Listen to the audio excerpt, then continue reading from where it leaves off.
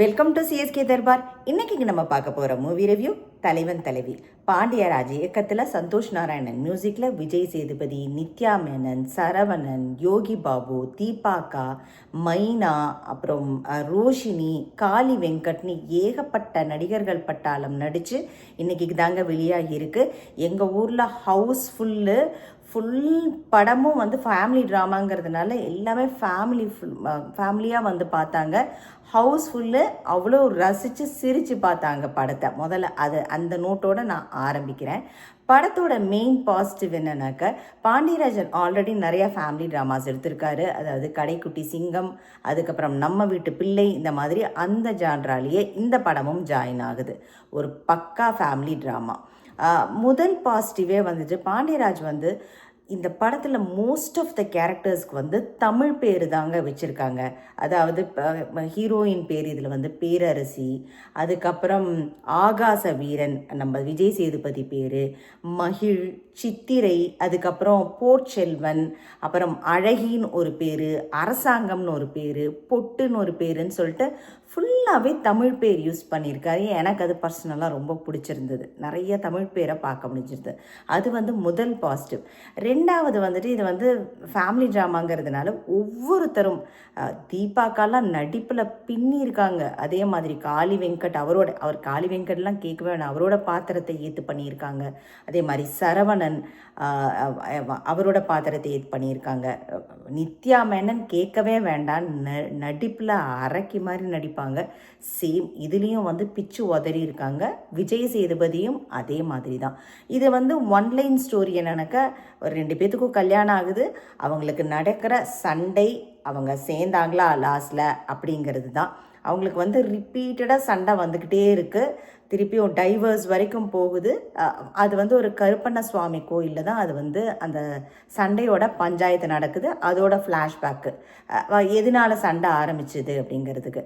இந்த சண்டைக்கு மெயின் காரணமே இப்போ விஜய் சேதுபதி ஆக்சுவலாக நித்யா மேனன் மேலே ரொம்ப பாசமாக தான் இருப்பார், ரொம்ப ஒய்ஃப் மேலே லவ்வாக இருப்பார். பட் ஸ்டில் நம்ம மாமியார், நாத்தனார் அவங்கனால தான் பிரச்சனை அம்மா, ஒய்ஃபோட அம்மா அவங்கனால தான் பிரச்சனை வர மாதிரி காமிக்கிறாங்க இந்த படத்தில். அதுதான் மெயின். இதுவே ரெண்டாவது சந்தோஷ் நாராயணனோட பிஜிஎம் பயங்கர பலம் இந்த படத்துக்கு. ஏன்னா அவ்வளோ நல்லா இருந்தது. வாடியம் பொட்டல மிட்டாய், அது ஆல்ரெடி சூப்பர் டூப்பர் சாங்கு. படத்தில் 2-3 பாட்டு வருது. எல்லா பாட்டுமே ரொம்ப ரசிக்கிற மாதிரியே இருந்தது.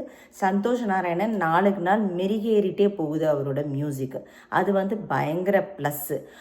மூணாவது என்ன சொல்லணுன்னா, யோகி பாபுவோட பஞ்ச் டைலாக். யோகி பாபு படம் பூரா சிரிக்க வச்சுருக்காருங்க. அவ்வளோ நல்லா இருக்கு. அவர் அங்கங்கே தெளிச்சு விட்டே போவார். இவங்க 2 பேத்துக்குள்ளே சண்டை வந்துக்கிட்டே இருக்குமா, அப்போ சும்மா ஜஸ்ட் ஒரு பஞ்ச் டைலாக்ஸ் அவர் சொல்லுவார். என்னடா இது 2020 மேட்ச் நடக்கும்னு பார்த்தா இது 1 டே மேட்ச் மாதிரி நீண்டுக்கிட்டே போகுது அப்படின்னு சொல்லுவார். ஒவ்வொரு இதுலேயும் பஞ்ச் டைலாக். அவரோட அந்த யோகி பாபு தான் படத்தையே நிறுத்தியிருக்காருன்னு சொல்லலாம். மீன்வைல் எல்லாருமே, யோகி பாபு மட்டும் இல்லை, அத்தனை பேருமே ஆக்டிங்கில் செம்ம சூப்பராக பண்ணியிருக்காங்க. அதனால் இந்த படம் ஃபேமிலியோடு நீங்கள் யாராவது மாமியார், அம்மா, அப்பா, குழந்தைங்க தெரில, குழந்தைங்க இந்த இதில் எல்லா இடத்துலையுமே வயலன்ஸ் இருக்குது, இதுலேயும் வயலன்ஸ் இருக்குது. ஸோ நீங்கள் உங்களுக்கு அண்டர் 13 கூட்டிகிட்டு போகணுமாங்கிறத உங்கள் ஜட்ஜ்மெண்ட்லேயே விட்டுடுறேன். ஆனால் எங்கள் தேட்டரில் ஃபேமிலியோடு உட்காந்து பார்த்தாங்க. எல்லாருமே ஃபேமிலியோடு தான் வந்தாங்க. பட் ஆனால் நீங்கள் அந்த கால் எடுத்துக்கோங்க. ஏன்னா ஒரு சில சண்டைகள்லாம் வருது. பட் ஆனால் பெரிய சண்டைகள்லாம் இல்லை, ஃபேமிலியில் நடக்கக்கூடிய சண்டைகள் தான் வருது. ஸோ இதெல்லாம் ப்ளஸ்ஸு.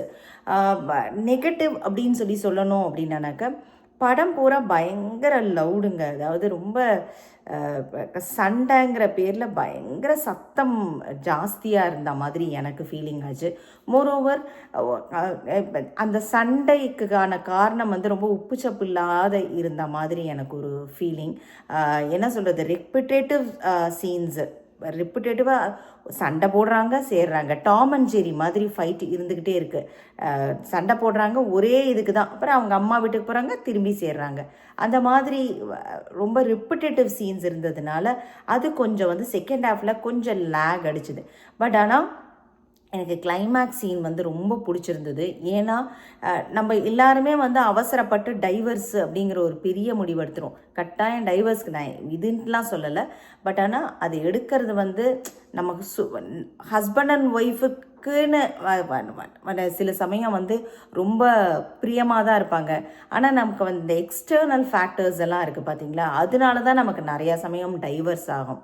ஸோ அது இருக்கக்கூடாது. ஹஸ்பண்ட் அண்ட் ஒய்ஃப்னாலே சண்டை வரும், ஆர் எந்த ஒரு ஃபேமிலிலையும் சண்டை வரும். அதை இது பண்ணிவிட்டு வாழ்கிறது தான் வாழ்க்கைங்கிற மாதிரி இந்த இதில் கான்செப்ட் கொண்டு வந்திருக்கார் பாண்டியராஜ். உங்களுக்கு ஆல்ரெடி தெரியும், அவர் வந்து எப்போதுமே ஒரு ஃபேமிலியை பிரித்து அந்த மாதிரிலாம் எந்த படமுமே எடுக்க மாட்டார். அதே மாதிரி கான்செப்ட் தான் இதுலேயும் இருக்குது. ஸோ எனக்கு அந்த லைன்லாம் ரொம்ப பிடிச்சிருந்தது. கிளைமேக்ஸ்லேயும் எனக்கு ரொம்ப பிடிச்சிருந்தது. டைவர்ஸும் ஆகிடும், அதுக்கப்புறம் சேர்ற மாதிரியெல்லாம் காமிச்சிருக்காங்க. அந்த கான்செப்ட்லாம் ரொம்ப நல்லாவே இருந்தது. பட் ஆனால் கொஞ்சம் ரொம்ப லவுடாக இருக்குது, ரொம்ப சண்டை, அதாவது ரிப்பிட்டேட்டிவாக சண்டை வர்றது வந்துட்டு அது மட்டும் கொஞ்சம் குறைச்சிருந்து வேறு மாதிரி யோசிச்சுருந்துருக்கலாம். மிச்சப்படி ஃபேமிலியோடு போய் நீங்கள் கட்டாயம் என்ஜாய் பண்ணுங்கள். கட்டாயம் இது எல்லா ஃபேமிலிக்கும் பிடிக்கும். தலைவன் தலைவி அத்தனை பேர் குடும்பத்தோடு வருவாங்கன்னு நினைக்கிறேன். எங்கள் ஊர்லேயே வந்து 1 வீக்குக்கு வந்து டிக்கெட்ஸே இல்லை, ஹவுஸ்ஃபுல்லு. அவ்வளோ பேர் பார்க்கறதுக்கு இது பண்ணிகிட்ருக்காங்க. பயங்கர நல்ல ரிவ்யூஸ் வந்துட்டுருக்கு. நான் இங்கேயுமே நிறையா பேர்கிட்ட கேட்டேன், எல்லாருக்குமே படம் பிடிச்சிருந்தது. படம் வந்துட்டு ஸோ நீங்களும் உங்கள் பக்கத்தில் தேட்டர் இருந்ததுன்னா குடும்பத்தோடு அம்மா அப்பா மாமியார் மாமனார் எல்லாத்தையும் கூட்டிகிட்டு போய் பாருங்கள். ஸோ இதில் அட்லீஸ்ட் ஏதாவது ஒரு டேக்கவே உங்களுக்கு இருக்கும். இந்த படத்தில் நம்ம சண்டை போடக்கூடாதுன்னு ஒரு டேக்கவே இருக்கும். விஜய் சேதுபதி வந்து அந்த படத்தில் வந்து நித்யா மேனன் கிட்ட அவ்வளோ பாசமாக இருப்பார். அதுலேருந்து ஒரு டேக்கவே எடுத்துக்கலாம். அதே மாதிரி நித்யா மேனமும் ஆப்போசிட்டில் பாசமாக இருப்பாங்க, அதுலேருந்து ஒரு டேக்கவே எடுத்துக்கலாம். இந்த மாதிரி நிறையா படத்தில் வந்து கருத்து நம்மளுக்கும் ஏதாவது ஒரு லெசன் கற்றுக்கலாம். ஸோ இது வந்து மிக்ஸ்டான இதுவாக இருந்தது. மித்தபடி ரொம்ப ரொம்ப ரசிக்கும்படியாகவும் இருந்தது. கட்டாயம் போய் தியேட்டரில் போய் வாட்ச் பண்ணுங்கள். தேங்க்ஸ் ஃபார் வாட்சிங்.